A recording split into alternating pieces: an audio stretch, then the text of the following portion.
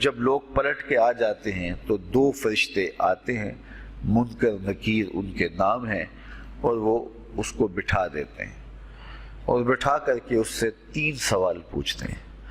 پہلا سوال یہ ہوتا ہے من ربک، تیرا رب کون ہے؟ اب کوئی مانے یا نہ مانے، رب تو سب کا اللہ ہی ہے۔ اگر کوئی انکار بھی کرے تو اس کے باوجود اس کا رب کون ہے؟ اس کا رب اللہ ہے۔ تو دنیا کے اوپر کوئی اقرار کرے یا انکار کرے، لیکن نفس الامر میں، حقیقت میں اس کا رب اللہ ہی ہے۔ یہ تو حقیقت ہے، یہ تو طے شدہ ہے۔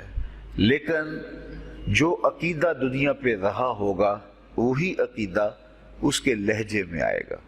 اگر اس نے عملاً، رویتاً، قولاً، فعلاً اپنے اللہ کو اپنا رب مانا، رب کہتے ہیں کسی چیز کی تربیت اس کی استعداد ذاتیہ کے مطابق کرنے والا رب کہلاتا ہے۔ تو اللہ تعالیٰ جل شانہ ہم سب کا خالق بھی ہے، مالک بھی ہے، رازق بھی ہے، اور ہماری ضروریات کا وہ کفیل بھی ہے۔ وہ ہمارا رب ہے، اور صرف ہمارا رب ہی نہیں ہے، رب العالمین ہے، پورے جہانوں کا رب ہے، پوری کائنات کا رب ہے۔ خالق بھی سب کا وہی ہے اور رب بھی سب کا وہی ہے۔ جو اسے مانتا ہے اسے بھی رزق دیتا ہے، جو نہیں مانتا تو اس کے لیے بھی رزق کے دروازے بند نہیں کرتا۔ حضرت ابراہیم علیہ السلام کی عادت یہ تھی کہ جب تک کوئی مہمان نہیں آ جاتا تھا اتنی دیر تک کھانا نہیں کھاتے تھے۔ بھوک لگتی تو کوئی مہمان ڈھونڈتے تاکہ اس کے ساتھ بیٹھ کے کھانا کھاؤ۔ کھانا جتنا بھی مرغن اور جتنا بھی جو ہے وہ پرتکلف کیوں نہ ہو، اگر مہمان کے ساتھ کھایا جائے گا تو اس کا قیامت کے دن کوئی حساب نہیں ہوگا۔ تو مہمان کے ساتھ وہ کھانا کھایا کرتے تھے۔ مہمان اللہ کی رحمت ہوتا ہے۔ اچھا، وہ ایک دن مہمان ڈھونڈنے نکلے تو ایک بوڑھا شخص ملا تو اسے اپنے ساتھ گھر میں لے آئے، بٹھایا دسترخوان پہ۔ جب کھانے کا وقت آیا تو کہا کہ اللہ کے نام سے شروع کرو۔ اس نے کہا میں تو اللہ کا نام نہیں لوں گا، میں تو بتوں کا پجاری ہوں، بتوں کو پوجنے والا ہوں۔ حضرت ابراہیم علیہ السلام نے کہا کہ تیرے ساتھ میرا تعلق کوئی کاروباری، کوئی ذاتی، کوئی اور تو ہے نہیں، میں رب کے لیے ہی تو تجھے کھلا رہا ہوں، اور اگر تو رب کا نام ہی نہیں لے گا تو پھر میرا تیرا رشتہ کیا باقی بچتا ہے؟ اس نے کہا میں چند لقموں کے لیے اپنے بتوں سے بے وفائی نہیں کر سکتا۔ وہ غالب نے کہا تھا نا کہ وفاداری بشرط استواری اصل ایمان ہے، مرے بت خانے میں تو کعبے میں گاڑو برہمن کو۔ اس نے اپنے انداز میں ایک بات کی تھی کہ وفاداری بڑی چیز ہوتی ہے، تو اس نے بتوں سے وفاداری کا بھرم رکھا۔ اس نے کہا کہ میں چند لقموں کے لیے جو ہے وہ تیرے رب کا نام لوں اور اپنے معبودان کا نام چھوڑ دوں، یہ نہیں ہو سکتا۔ آج تو لوگ چائے کی پیالی پہ دین بیچ رہے ہیں، کیا آج ممبر و محراب فروخت نہیں ہو رہے؟ لیکن اس بوڑھے شخص نے کہا کہ میں چند لقموں کے لیے، چند ٹکڑوں کے لیے میں اپنے بتوں سے بے وفائی نہیں کر سکتا۔ حضرت ابراہیم نے کہا تو اگر بتوں کے ساتھ اتنی محبت رکھتا ہے تو پھر میں بھی رب کے نام کے علاوہ تجھے دینے پہ آمادہ نہیں ہوں۔ وہ دسترخوان سے اٹھ کے چلا گیا۔ وہ چلا گیا تو جبریل امین حاضر خدمت ہوئے، رب کا سلام دیا۔ اے ابراہیم، رب سلام دیتا ہے اور فرماتا ہے تو نے آج میرا ایک بندہ ناراض کر دیا۔ یا اللہ، وہ تیرا بندہ تھا، اس کو تو تیرا نام لینا بھی گوارا نہیں تھا۔ کہا ابراہیم اس کی عمر کتنی ہوگی؟ یا اللہ 80 سال کے قریب ہوگی۔ کہا اتنا عرصہ ہو گیا میں اس کو رزق دے رہا ہوں، تو ایک دن نہیں کھلا سکا۔ اب ابراہیم علیہ السلام اس کو ڈھونڈنے نکلے ہیں۔ وہ کسی پہاڑ پہ چڑھ رہا تھا، دور سے آواز دیو میاں آ جاؤ، کھانا ٹھنڈا ہو رہا ہے۔ اس نے کہا تم تو بڑے سخت تھے، لہجے میں، رویے میں تبدیلی کیسے آ گئی؟ کہا کہ اسی رب کا پیغام آیا ہے کہ مجھے اتنا عرصہ ہوا اسے کھلاتے ہوئے، وہ مجھے نہیں بھی مانتا تھا، پھر بھی میں اس کی ضروریات کو پورا کرتا رہا ہوں، اور تم ایک دن نہیں دے سکے، تو آؤ کھانا ٹھنڈا ہو رہا ہے۔ کہا تے رب کا نام نہیں لوں گا، کہا نہ لینا۔ کہا اتنی تبدیلی، کہا اسی رب کا سندیش آیا ہے، اسی رب کا پیغام آیا ہے، کہا پھر کھانا بعد میں کھاؤں گا، پہلے اپنے رب کا مجھے غلام بنا لے۔ تو کوئی مانے اس کو بھی دیتا ہے، کوئی نہ مانے اس کو بھی دیتا ہے، بلکہ دنیا کے اوپر کافروں کو زیادہ دیتا ہے۔ ایک روایت میں آتا ہے کہ اگر اہل ایمان کی دلجوئی کا لحاظ نہ ہو تو کافروں کے گھروں کی سیڑھیاں سونے اور چاندی کی ہوں، لیکن یہ کہیں گے ہمیں تو مار ہی دیا ہے۔ اور اقبال نے کہا تھا نا کہ کافر کو دیے حور و قصور اور مومن کے لیے فقط وعدہ حور۔ تو اس لیے ان کی دلجوئی ہے، ورنہ کافروں کو اتنا دور، چونکہ ان کا حصہ آخرت میں نہیں ہے، ان کا حصہ صرف دنیا ہے۔ دنیا پہ عیش کریں، دنیا پہ عیش و عشرت کی زندگی گزارے، دنیا ہی دنیا، آخرت میں ان کا کوئی حصہ نہیں۔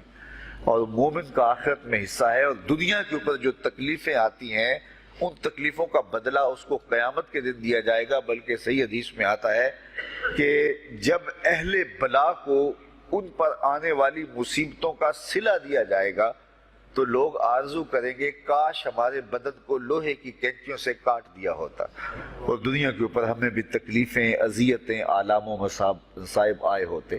تو مومن جب اللہ کی طرف سے آنے والی کسی تکلیف کو خندہ پیشانی کے ساتھ قبول کرتا ہے اور اس پہ راضی رہتا ہے اور صبر کا دامن ہاتھ سے نہیں چھوڑتا، واویلا نہیں بچاتا، جزا فضا نہیں کرتا، تو اللہ تعالیٰ نے اس کے لیے اجر رکھا ہے۔ بلکہ رسول کریم نے ارشاد فرمایا مومن کے پاؤں میں جو کانٹا چبھے تو اللہ اس کا بھی مومن کو قیامت کے دن اجر عطا فرمائے گا۔ تو مومن کی زندگی جو ہے وہ بڑی خوبصورت زندگی ہے۔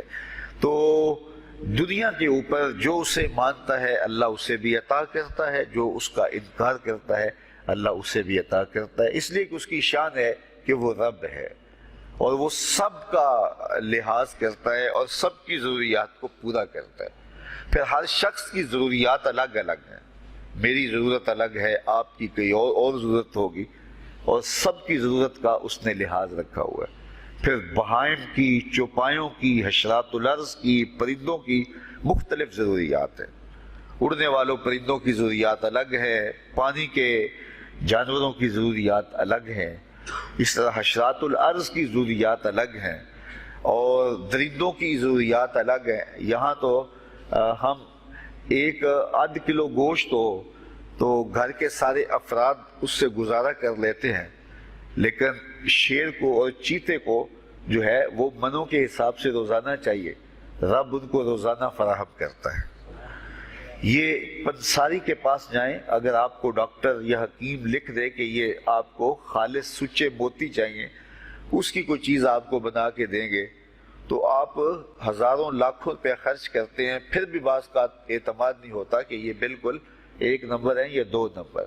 تو رتی ماشی اور تولوں کے اندر آپ ان کو خریدتے ہیں اور وہ بھی آپ کو گمان ہوتا ہے کہ پتہ نہیں خالص ہیں یا ناخالص، لیکن دنیا کے اوپر لاکھوں کروڑوں پرندے پائے جاتے ہیں، جانور پائے جاتے ہیں، ہنس، اور وہ کھاتا ہی سچے موتی ہے۔ صبح کو بھی، شام کو بھی، دوپہر کو بھی اللہ سب کو پیٹ بھر کے کھانے کے لیے عطا فرماتا ہے۔ تو جس کی جو ضرورت ہے وہ رب ہے، اس ضرورت کو پورا کرتا ہے۔ تو ہم اگر اللہ تعالیٰ کو رب مان لیں حقیقی معنوں کے اندر تو ہماری زندگی کی پریشانیاں، ہماری زندگی کے دکھ مٹ جاتے ہیں۔ مصیبتیں اس وقت آتی ہیں اور اس وقت پریشانی لگی رہتی ہے، دھڑکا لگا رہتا ہے کہ جب انسان جو ہے وہ سمجھتا ہے کہ میں ہی جو ہے وہ کچھ کرنے والا ہوں۔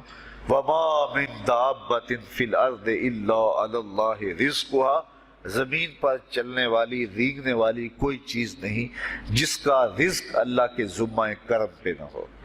تو جب انسان اس عقیدے کو اپنی روح میں، اپنے باطن میں اتار لیتا ہے تو پھر اس کی زندگی سوکھی ہو جاتی ہے کہ وہ میرا خالق بھی ہے اور وہ میرا رب بھی ہے، اور یہ یقین انسان کی زندگی کے اندر اعتماد، روشنیاں اور توکل بھر دیتا ہے۔ بلکہ ایک حدیث میں آیا کہ جس طرح توکل کرنے کا حق ہے اگر وہ تم ادا کرو تو اللہ تمہیں ایسے رزق عطا فرمائے جس طرح پرندوں کو عطا فرماتا ہے۔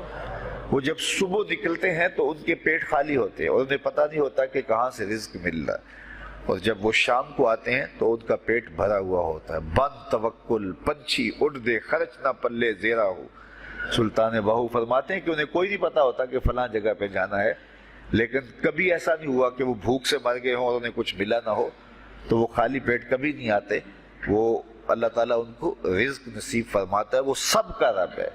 تو اگر ہم اپنے رویے سے، اپنے عمل سے، اپنے عقیدے سے واقعی اللہ کو رب مانتے ہیں، تو پھر قبر میں جب سوال ہوگا من ربوں کا، تیرا رب کون ہے، تو پھر کبھی بھی جواب دیتے جھجک محسوس نہیں ہوگی.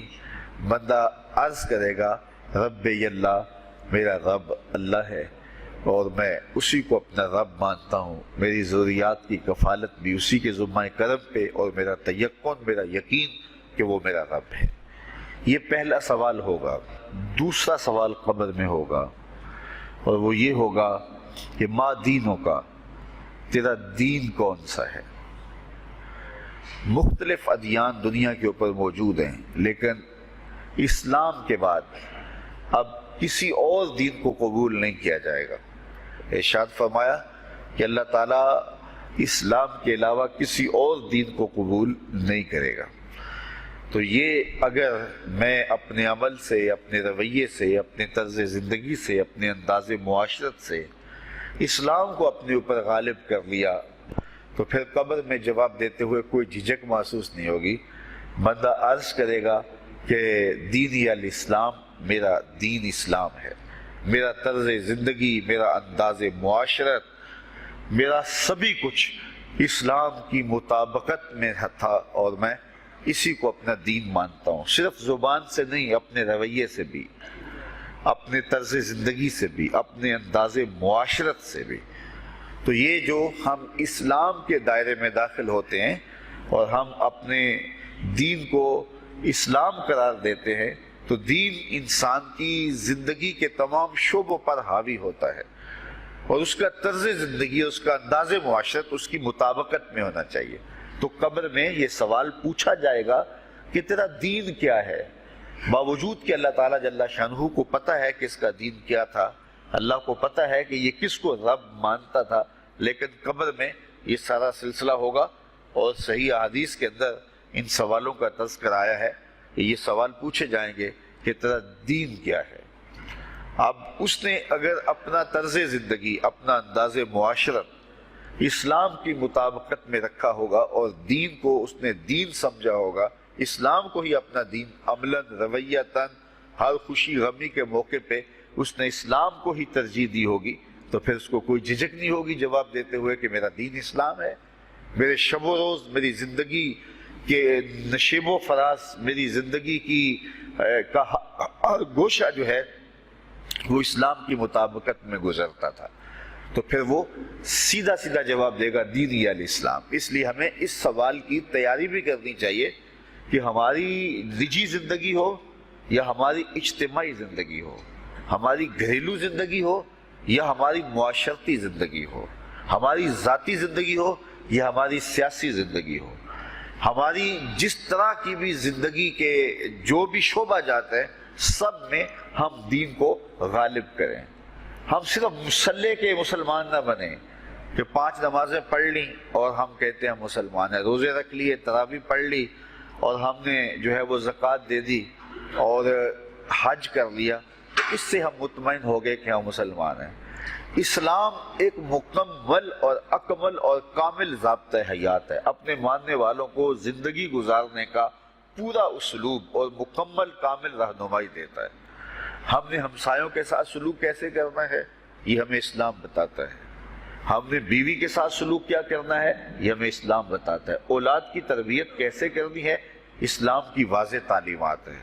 ہم نے سفر کرنا ہے تو انداز سفر کیا ہونا چاہیے، اسلام نے ہمیں بتایا. کاروبار کرنا ہے تو ہم جو ہے وہ کیا کاروبار کو مارکیٹ سے سیکھیں گے یا اللہ اس کے رسول سے سیکھیں گے، تو ہمیں اللہ اس کے رسول نے واضح 2 ٹوک اور سیدھے سیدھے احکام دیے ہیں کہ تم جب کاروبار کرو تو تم جو ہے وہ اس انداز کے ساتھ کاروبار کرو، کم نہیں تولنا، کم نہیں ناپنا، جھوٹی قسم نہیں کھانی، سود نہیں لینا. تو یہ ساری چیزیں، ملاوٹ نہیں کرنا، ایک ایک چیز جو ہے وہ اسلام نے ہمیں فراہم کی ہوئی ہے. تو پورا دین جو ہے جب ہم اختیار کریں گے، ہمارے رویے، ہمارا طرز زندگی، ہمارا انداز معاشرت جب دین اسلام کے مطابق ہوگا، تو قبر میں اس سوال کا جواب دینا ہمارے لیے کوئی مشکل نہیں ہوگا۔ اور اگر ہمارا طرز زندگی کچھ اور طرح کا ہوگا تو کیا صرف یہ کہہ دیں کہ ہم مسلمان ہیں؟ یہ تو پھر ایک کافر بھی کہہ سکتا ہے کہ میرا دین اسلام ہے، ایک منافق بھی کہہ سکتا ہے کہ میرا دین اسلام ہے، لیکن ایسا نہیں ہوگا۔ جو ہماری کیفیت قلب ہوگی قبر میں اس کا جواب اس کی مطابقت میں آئے گا۔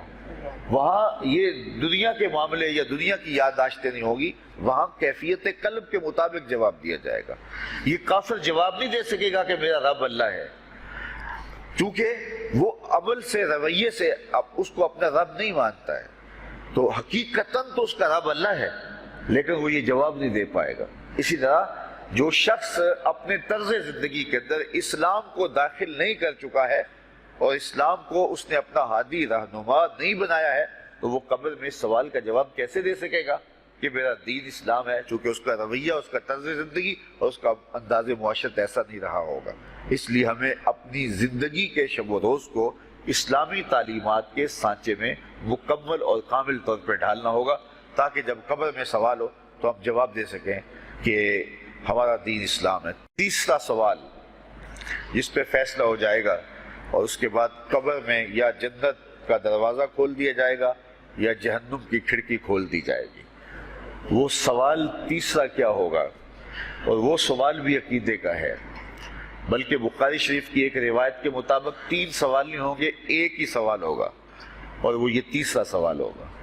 فرشتے پھر پوچھیں گے حضور علیہ الصلوۃ والسلام کے روضہ دور سے اور قبر کے درمیان سے پردے ہٹا دیے جائیں گے، اور رسول کریم صلی اللہ علیہ وسلم سامنے ہوں گے، اور فرشتہ حضور کی طرف اشارہ کر کے کہے گا ما کنت تقول فی ھذا الرجل، ان کے بارے میں زندگی میں کیا کہا کرتا تھا۔ یہاں یہ نہیں ہے کہ تو نے کیا کہا تھا یا اب کیا کہتا ہے۔ جب مضارع کے اوپر کانا یا جو ہے وہ کانا کے مشتقات داخل ہوں تو پھر وہ ماضی استمراری کا جو ہے وہ معنی دیتا ہے۔ تو ما کنت تقول کا معنی یہ ہے کہ تو کیا کہا کرتا تھا، تیرا لہجہ کیا تھا، تیری زبان کیا تھی، ان کے بارے میں تیری رائے کیا تھی، تو کیا بولا کرتا تھا، کیا کہا کرتا تھا۔ تو یہ حضور علیہ الصلوۃ والسلام سامنے ہوں گے اور یہ سوال پوچھا جائے گا۔ اب ابو جہل سے پوچھا جائے گا ما کنت تقول فی ھذا الرجل، تو وہ کہے گا ہے ہاتھ لا ادری، ہائے افسوس میں نہیں جانتا یہ ہیں کون۔ ابو لہب سے پوچھا جائے گا، وہ کہے گا ہے ہاتھ لا ادری، ہائے افسوس میں نہیں جانتا یہ کون ہے۔ اچھا جانتا نہیں تو پتھر کس کو مارتا تھا، جانتا نہیں تو گڑے کس کی راہوں میں کھدواتا تھا، جانتا نہیں تو اوجریاں کس کے اوپر ڈلوایا کرتا تھا۔ آنکھیں پھاڑ پھاڑ کے تو ساری زندگی دیکھتا رہا، لیکن آج ابو جہل قبر میں اترا، حضور کی صورت نورانی سامنے ہے، اور پوچھا گیا کہ یہ کون ہے، یہ نورانی چہرے والے کون ہیں؟ تو ابو جہل کہتا ہے ہائے افسوس میں نہیں جانتا یہ کون ہے۔ اچھا جانتا نہیں تو پھر پتھر کس کو مارتا تھا؟ اللہ اکبر۔ اور 14 صدیاں گزرنے کے بعد ایک مومن لحد میں اترتا ہے اور پردے ہٹا دیے جاتے ہیں، اور منکر نکیر سوال کرتے ہیں عامر چیمہ بتا یہ کون ہے؟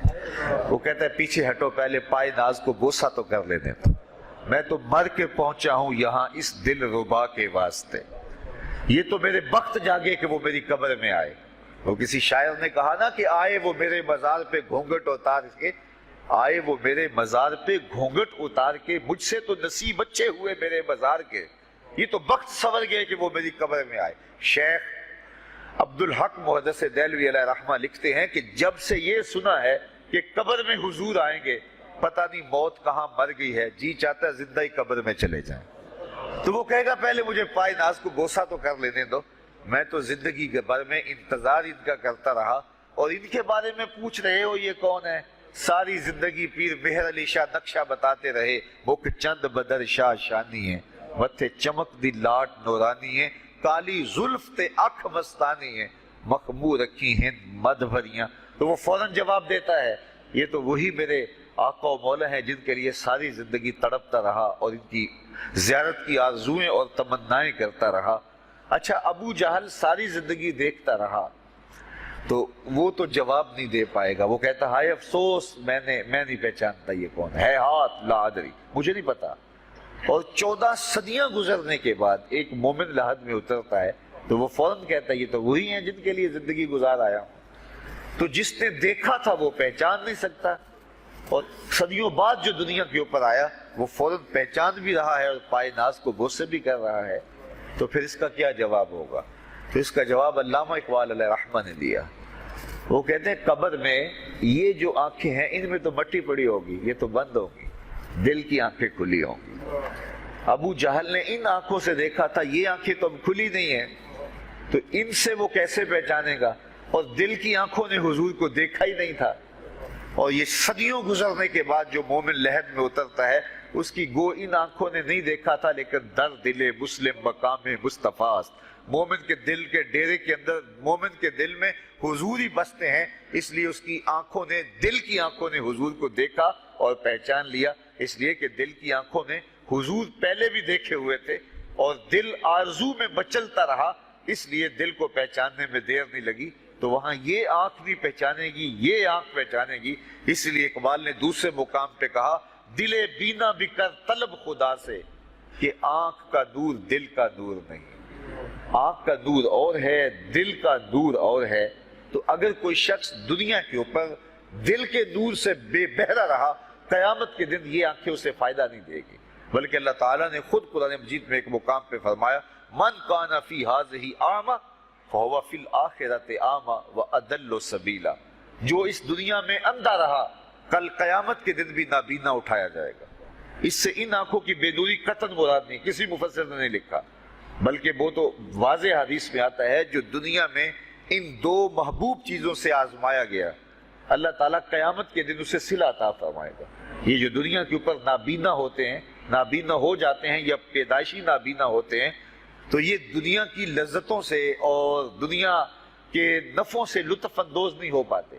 یہ بہت بڑی آزمائش ہے، جہان اندھیر ہوتا ہے ان کے لیے، لیکن قیامت کے دن اللہ تعالیٰ اس کا بہتر صلہ ان کو عطا فرمائے گا جو دو ان محبوب چیزوں سے آزمایا گیا۔ تو اگر وہ دنیا پہ اندھا تھا اور حقیقی طور پہ، اور قیامت کے دن بھی اندھا اٹھایا جائے گا، یہ تو پھر مناسب نہیں ہوگا۔ تو یہ جو قرآن نے کہا جو دنیا میں اندھا رہا وہ قیامت میں بھی اندھا اٹھایا جائے گا، تو اس سے ان آنکھوں کی بے نوری قطعاً مراد نہیں ہے، اس سے دل کی بے نوری مراد ہے۔ تو دل اگر بینا ہوا، دل اگر روشن ہوا، تو پھر قبر کے اندر بھی دل دے دیوے دی روشنائی جاوے وچ زمینہ، تو پھر وہ معرفت رسول کا سبب ہوگا دل کا اجالا، اور پھر حشر کے اندر بھی جو ہے وہ دل کی آنکھیں روشن ہوں گی۔ تو جس نے اپنے قلب کو دور معرفت سے، دور ایمان سے اور دور محبت سے منور نہیں کیا ہے، تو وہ قبر کے اندر، حشر کے اندر نابینا ہی اٹھایا جائے گا، اور یہ قرآن کی صریح نص ہے۔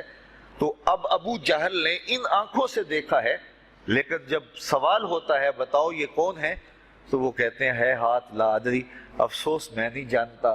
اور صدیاں گزرنے کے بعد ایک مومن لحد میں اترتا ہے، ظاہری ملاقات بھی نہیں ہے، جب اسے پوچھا جاتا ہے یہ کون ہے، تو وہ کہتا ہوا محمد صلی اللہ علیہ وسلم، یہ تو وہی آقا ہے جن کے لیے ساری زندگی، جن کے تذکروں کی خوشبو سونگھتا رہا ہوں، تو مجھے تو جو ہے وہ ان کے پائے ناز کو بوسہ کر لینے دو۔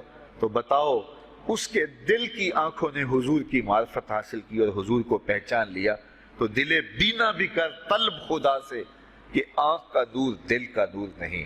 تو حضور علیہ السلام کے حوالے سے جب سوال ہوگا، اگر اس سوال کا جواب نہیں آیا تو پھر جہنم کی کھڑکی کھول دی جائے گی، اور اگر اس سوال کا جواب آیا تو پھر جنت کے دروازے کشادہ کر دیے جائیں گے، اور جنت کی ٹھنڈی ہوائیں اس کی قبر میں آ جائیں گی، بلکہ حدیث میں آتا ہے اسے کہا جائے گا کہ نم کنومت العروس، ایسے سو جا جس طرح دلہن سوتی ہے۔ اور وہاں سے لے کر کے حشر تک کا سفر جو ہے اس کے لیے بہت لمبا سفر نہیں ہوگا، وہ ایسے ہوگا کہ جو ہے وہ ایک خوبرو کے گلے سے ہار گرے گا اور وہ موتی ٹوٹ کے گر جائیں گے، اور وہ اس کو چننے میں مصروف ہو جائے گا، ابھی سارے موتی چن نہیں پائے گا کہ قیامت آ جائے گی۔ یہ مومن کے لیے اللہ نے آسانی رکھی، 50,000 سال کا دن ہوگا یوم محشر، لیکن جو مومن ہوگا اس کے لیے حشر کا اتنا بڑا دن ایسے ہوگا جتنا عصر کا وقت ہوتا ہے، تو اتنے تھوڑے وقت میں اس کے لیے گزر جائے گا۔ تو یہ 3 سوال قبر میں پوچھے جانے ہیں، ہر شخص سے پوچھے جانے ہیں، مومن سے بھی پوچھے جانے ہیں اور کافر سے بھی اور منافق سے